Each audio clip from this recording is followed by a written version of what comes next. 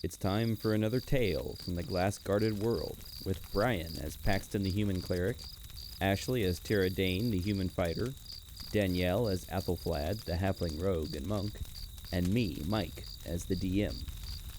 You'll also hear briefly from Andy as Finn Mac Caspinner, the late gnome wizard. After defeating the doppelganger masquerading as Minister Klemperer, the survivors have returned to the Western Research Facility.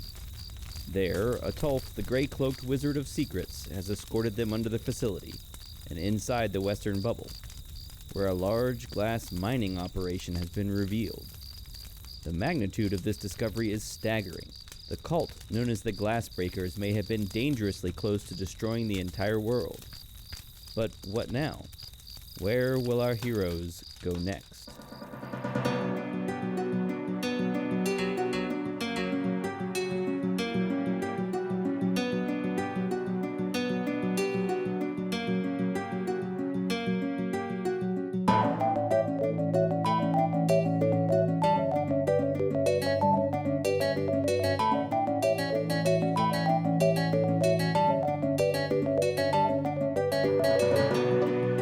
The tunnel stops ahead and it opens into a giant space, which is that Western Bubble. It's impossible to judge the size of this space. It must be miles and miles across. Strangely, however, you can see straight to the other side of the bubble, and you can see that a bridge of wood and steel and glass travels straight across the bubble to the other side. All along this bridge are stone figures that look tiny in this enormous space, but you know that they're all stone golems. They are all unmoving. Some of them have tools in their hands. Some are grasping mine carts. And the carts are all filled with shards of broken glass. Atulf gestures at the giant space within the wall, and he turns to you and says, "Do you know what we have stopped here? The whole world may be in your debt. And you cannot tell anyone about this. Only Moon. Do you understand? We need to remove these golems. I do not think they are dangerous now that Klemperer is not controlling them. But if I can destroy them, I will do so." So, will the higher-ups in the keepers be made aware of this? Yes, in fact, I would like you to tell Moon, who will communicate it to the other ministers. Okay. Do we know if anyone else knows that this was going on in here? Klemperer wasn't Klemperer. What about everyone else? I do not know. As far as I can tell, he was the only one, but I do not know. Did we explain that Klemperer is a gooey gray dead thing? You showed him. Yeah. Yeah, you showed him. You held him up. Yeah. We held him up and said Klemperer. Did we? Yeah. Now that we have the ability to actually explain, we say, we don't even know if Klemperer was ever. Maybe there's a body around here for Klemperer. I do not know either. I have not found anything to suggest that that is not Klemperer. It might be have always been, or maybe he killed Klemperer and took his position. I do not know. Do you know what that squishy thing is? That's it. That is a doppelganger. What is that? Doppelganger. A Okay, double explain. goer. Oh, explain. A shape changer. Where'd those come from? I do not know. Why would it hate the wall? Well, apparently it wants to get out. It wants to, if it's one of the Glassbreakers cultists, and it wants to break the wall and escape. So, if it's a doppelganger, what I know of doppelgangers is that they take someone else's form. They don't just spontaneously create a new form with a backstory. So this thing probably killed Klemperer and just took over his form. That sounds reasonable. Is there any particular test to make sure that one is not, in fact, a doppelganger? If you kill a doppelganger, they return to their true form. But that is not a very good test. No, probably not. It's a good test, just not for the given context. Do you guys have anything else you want to check out while you're in here? Anything you want to do? Can we talk to the dead body? Yeah, you could have Ida come and talk to the dead body. Yeah. Maybe we can ask the body if there are others. Mm-hmm. They might not answer truthfully. Right. Well, he leads you out. He closes up the trap door. He lays the carpet back over it. Well, back whenever we were in the room with all the pieces of broken glass and everything, are there any that are small and round and smooth enough that I could put them in my head? They're all jagged. They're all jagged? They're all like jagged shards. You want to be careful handling these. Yeah, okay. All right, so he leads you out. He closes back up the trap door. He lays the carpet across it, and he asks you to help him drag the stone golem across the trap door so that it's not easy to get into it.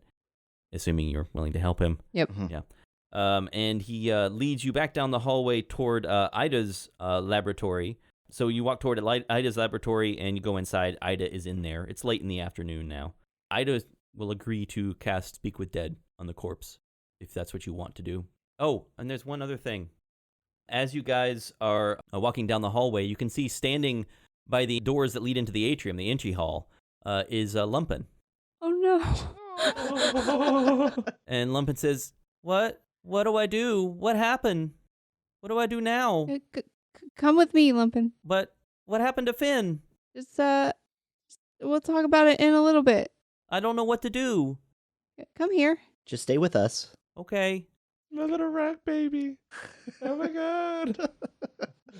Oh. So Ida casts a spell, and the body sort of jerks a bit.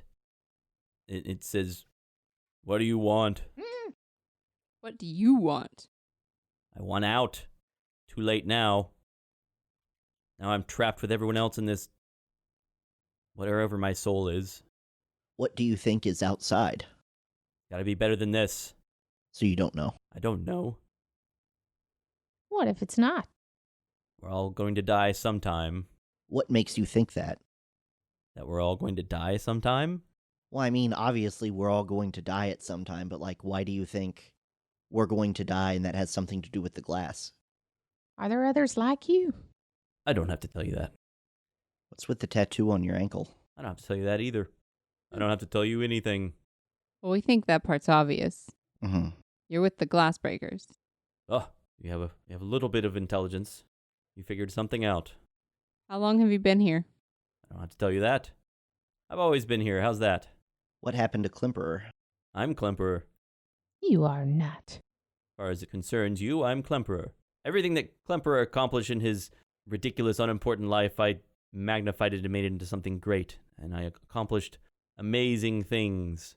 And I almost got out. I don't know. It doesn't sound like you accomplished all that much if we stopped you. What have you accomplished? Stopping you. Yeah. I'm not impressed. So we'd like to learn more about your group because we want to save the world too.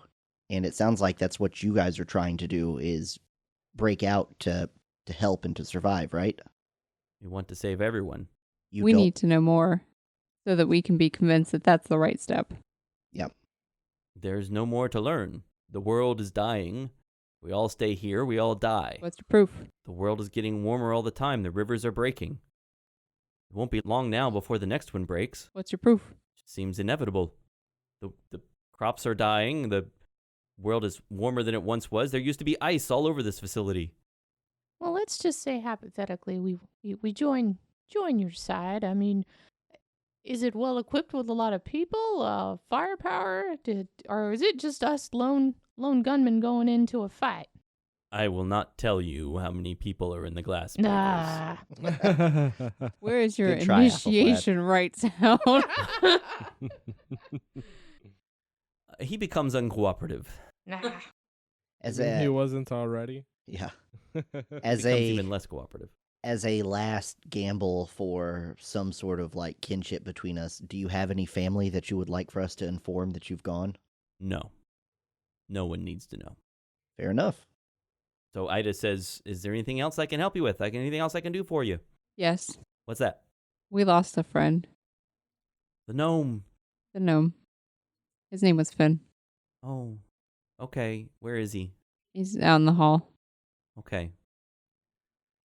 I'm sorry. Let's go talk to him. So you walk into the entry hall, and Lumpen follows you. I wonder, considering how often Ida does this, if she has like minor grief counseling training or something like that. He's got like funeral director skills. Yeah. She's trying to be empathetic, but she's dealt with the dead so often that she's actually a little bit Jaded. Yes, she's a little less sensitive than maybe she ought to be. Okay. But she's trying to be sensitive. She says, "Are you ready?" Mm-hmm. All right, so she casts the spell again, and Finn's little burnt corpse jerks a little bit. oh God, it's hot in here. What's going on? You died, buddy. You got fireballed. What? Well, no. Yup. No. So, oh god, I get to do nothing else. You always wanted to cast Fireball, and this is Is kind of like that. Oh, that's why I was in a place. It felt so tight for a while, and then suddenly I came back here. What have you guys been up to? Like, what are you guys going to now? We avenged you. Mm-hmm. Good. Who killed me? Not Was Klimper? it Klimper? Yeah, that's kind of a tough question. Klimper turned out to be a doppelganger. Oh. I did. He said that Doppelganger. he was Florelia's teacher. If you head back through the other town, Nia Tower, maybe check in with her. If you end up going in that direction, she may be able to lead, like, to what he was, or maybe when he changed out. If I'm dead, I just ask two things. Please take my body back to Arrival, or send it back to Arrival, to my family. And I'm sure they'll be happy to see you, Tara. And I have a letter from a colleague that I just wanted to pass along as it was passed along to me, also from a dying man. So if you guys can go ahead and just deal with that as well. We can do that for you. Okay. Okay. Lumpin walks up. Hi. Hey, buddy. What do I do? You follow their instructions now, okay? Ooh. You do whatever Tara tells you to do. Okay. Okay? I'll miss you. I'll miss you too, as I try to cry, but my my glands are all burnt up, and I just sit there like squinting my eyes and trying to hug Lumpin. All right. Well, Lumpin pats you on the head. Anything else anybody wants to ask of Finn? Can I have your stuff? I chuckle in game with my voice raspy now because of the burns. Sure. You whatever you can find, you can keep. Cool. Be careful with the sword. It's still in the backpack. Oh, yeah. Yeah. No. Oh, and make sure that they take care of the goblin problem. 3 things. Okay, I asked 3 things. I think that's enough for one dead man. I'm going to go rest now, guys. Very selfless of you, Finn.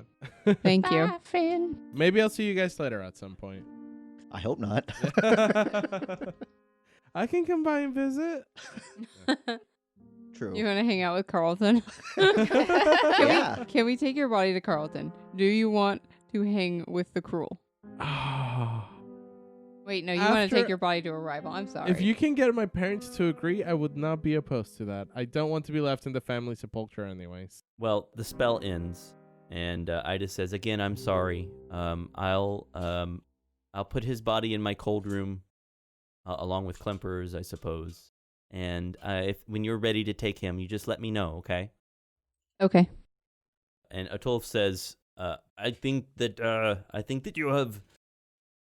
you have earned a rest, but again, you have a room upstairs if you want to take a rest and get back to Moon in the morning. That sounds good. Yes. Okay. All right.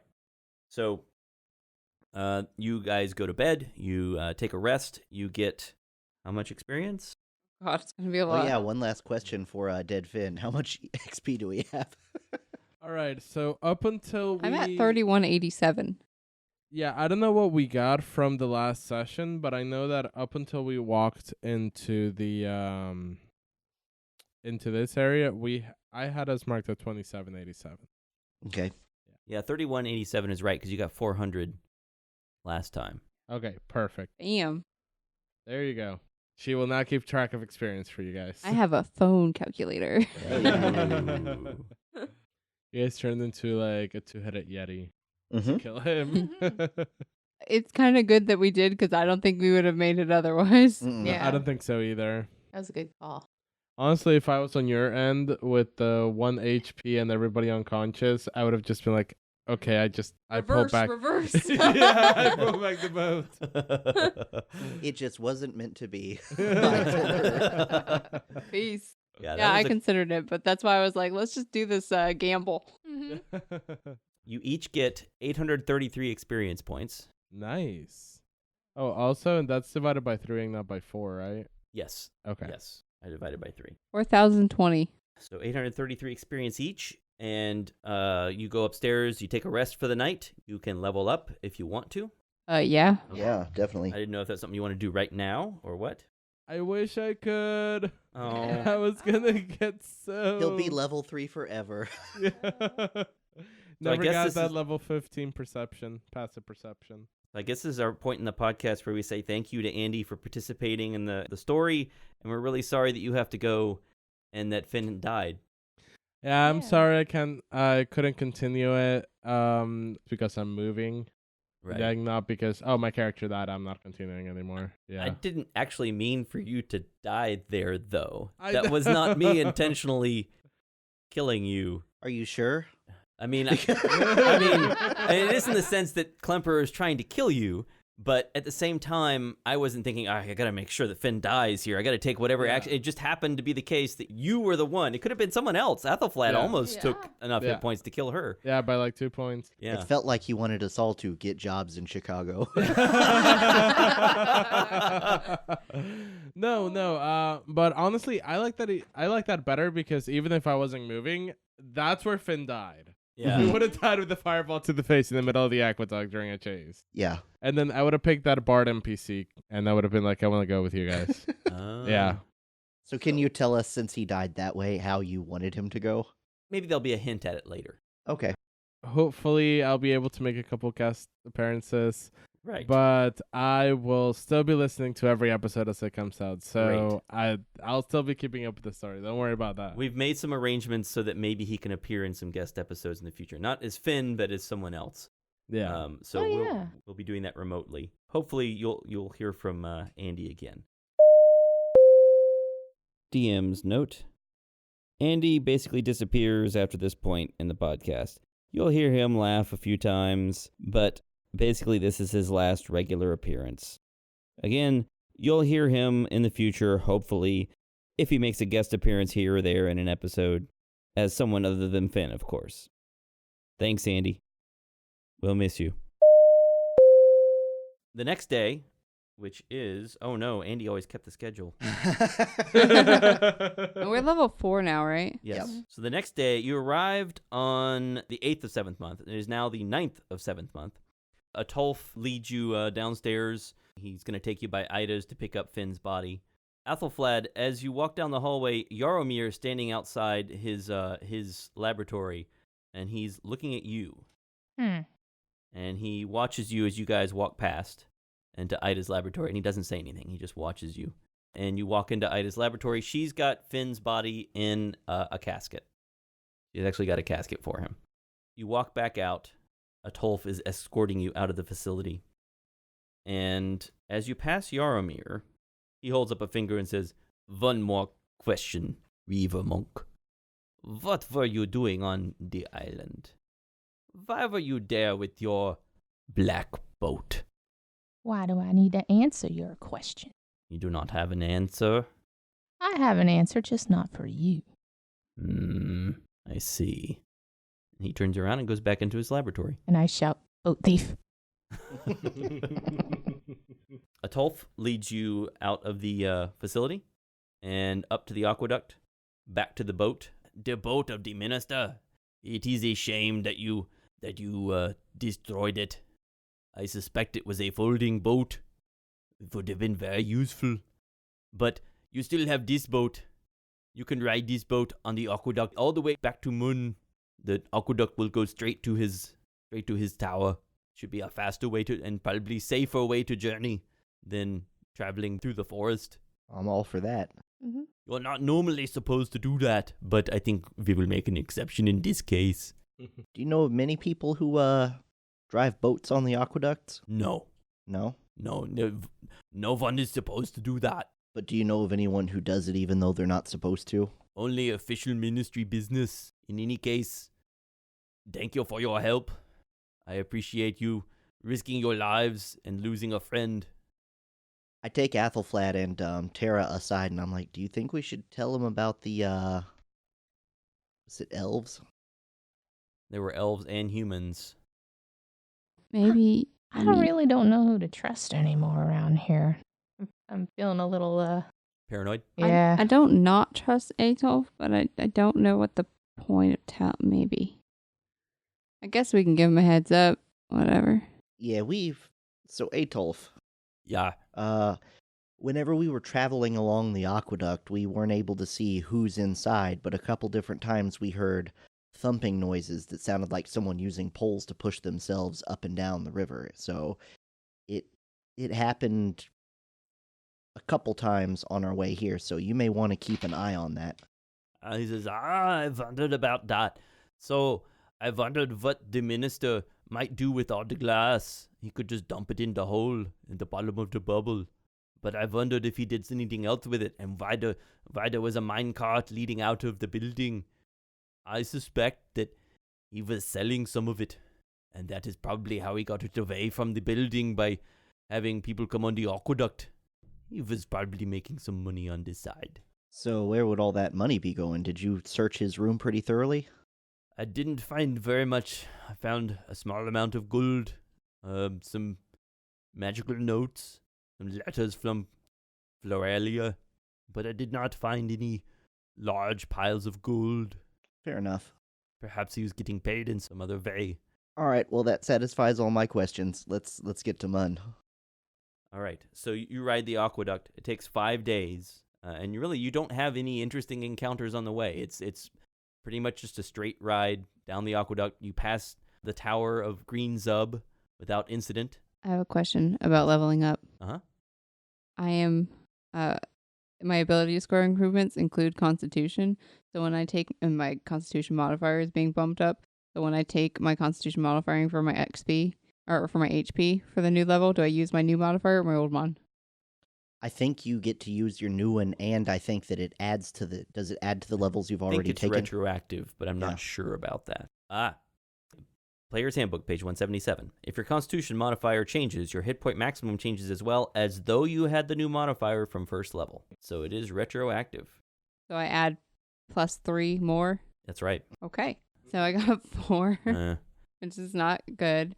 But so +3 to make it 7, and then +3 from the last one. So I just went up 10. Great. What's your max now? 39. 39? Yeah. Nice. What's Paxton's new maximum? 29. And Athelflad, you roll 1d6 for hit points, I think, and then you add a Constitution bonus if you have one, or you could choose how does it work for choosing the average? I think it's whatever the number is that's like half plus 1. So if it's 10, it's the average is 6. 6. So you could just take 4 if you don't want to roll. Yeah, I'll go ahead and take 4. 4, and then what's your Constitution bonus? It's 1. So you get 5. So you're at 26 now. You return to Munville. You arrive after 5 days of boat travel. It's easy to climb down the aqueduct. You remember that there are those little handholds and footholds for you to climb up and down. So it's easy to just sort of stop the boat, throw it up on the side of the aqueduct, and climb down. Although it's hard to get a coffin down. I'm not sure how you're going to do that. Are you saying it requires strength or agility? To climb down? With to get the coffin down. It's just awkward.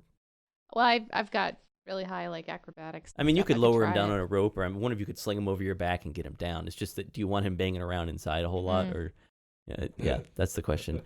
Let's just assume that somehow you get the coffin down. We'll lower him down with rope. Yeah, you lower him down with some rope. Okay. D&D is the only game where you argue about how to take a coffin down a ladder. Yeah. All right. So you walk. I assume you're going to head straight for Mun's Tower. You arrive late in the afternoon. Yep. All right. So you're walking toward Mun's Tower. As you approach it, Lumpen says that he'll wait outside the tower with the coffin. Thank you, Lumpen. Okay. I'll stay here. You walk inside. Inside the entryway, there is another rag golem, and it says, "Yes, can I help you?" We're here to see Mun. Oh, are you coming back from the Western Research Facility? Yes. Great. I will be right back. Go and please wait in the next room, the dining hall. Okay. So you guys go inside. A few moments later, Mun comes from the northern door of the room. He looks excited. You can tell from his body language, even if he doesn't have any facial expressions. Like a nervous, excited. Nervous, excited. Like Okay. he wants to know what you found. He says, "So, you're back? That's great. Where's Finn? He's outside. We'll bring him in." He's dead. Oh gosh, I'm so sorry. Oh, that's terrible. Well, What did you find? What was going on? What happened? Where is Tor okay? No. Also dead. Yeah. Oh, that's terrible. So, what happened? Can I do a perception check on this guy just to see how he's reacting? You want to do an insight check? Or insight, yeah. A 4. It's hard because he doesn't have a normal facial expression. He just has this armored face. Oh, okay. But you can try. Okay. Yeah, try it. Actually, I'll go ahead and You roll. roll. Your insight bonus is 4. you think it's hard to read him, but you think he seems genuinely surprised. Okay. Like he was not expecting Finn to die. Okay. He maybe even sounds a little disappointed. Okay. Well, I need you to tell me what it was that you found. I'm sorry to cut through the chase like that, but what happened? It was a doppelganger who took the body of Minister Klimper and was using golems to chip at the glass in the Western Bubble. Oh dear. He was part of, what was it called? The Glassbreaker cult? He appears to very obviously be part of the Glassbreaker cult, given the whole theory behind what he wanted to do and why. And also, he was. Atolf said he was a doppelganger because he was a squishy gray guy. And he had a tattoo of a breaking bottle on his ankle. This is more serious than I thought.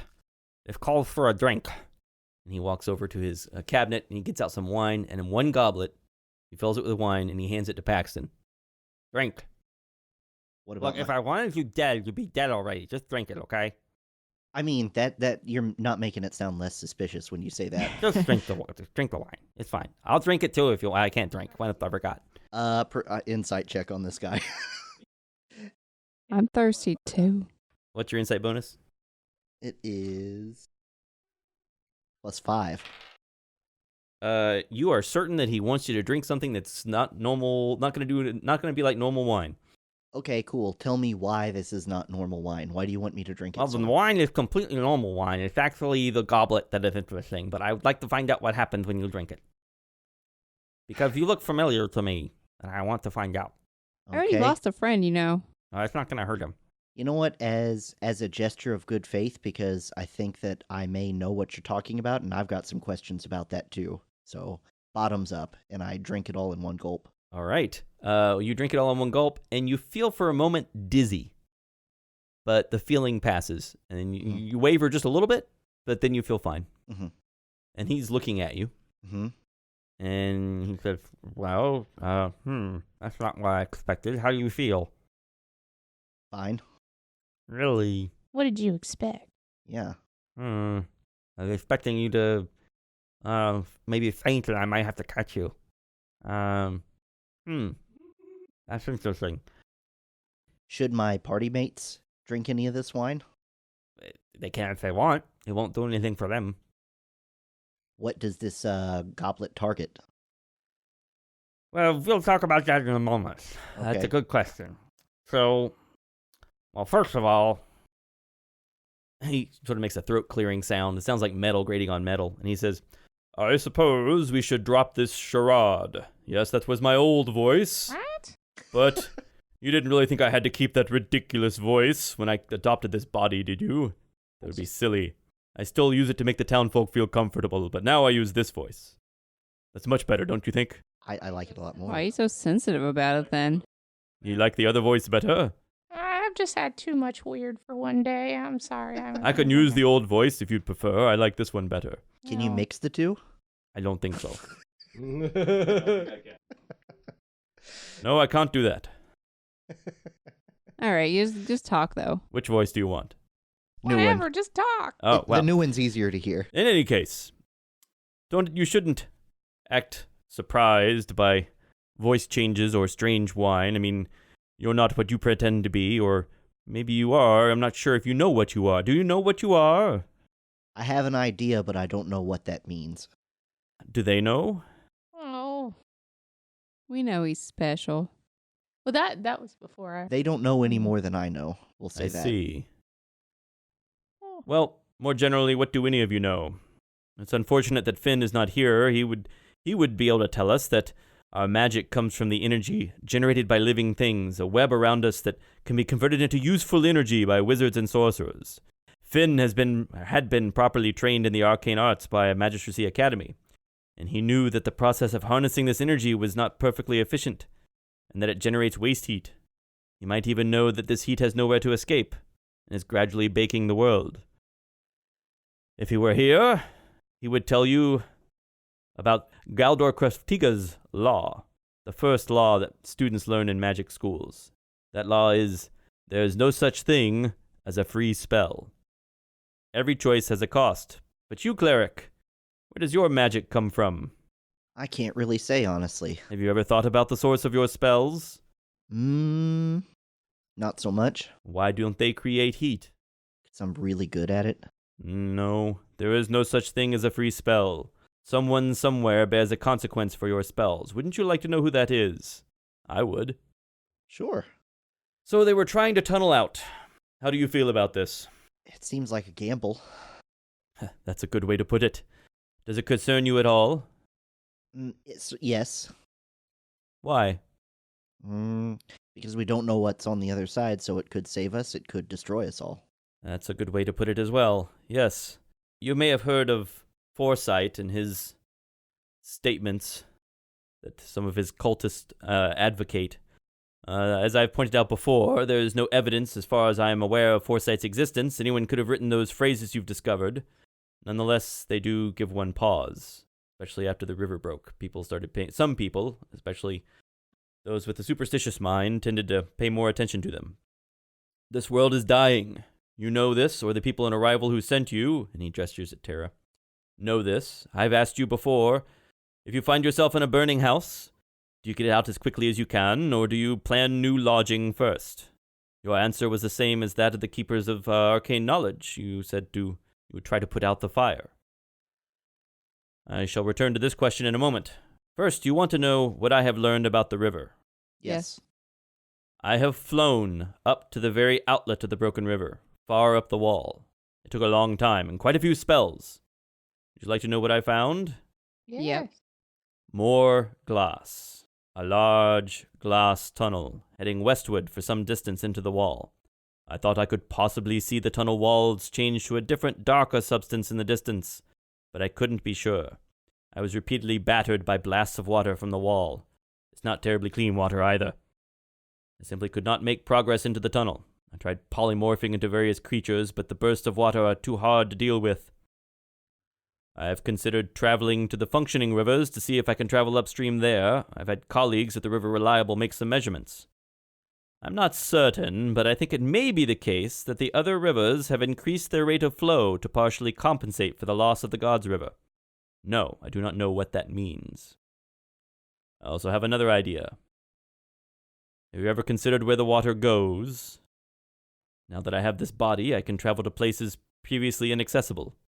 I am considering an expedition to the bottom of the sea. It is unfortunate that Finn is not here. I could have used a qualified assistant instead of these apprentices, but I'll have to make do, I suppose. In any case, we need to start thinking about what you're going to do next. Any thoughts? Or do you have any other questions?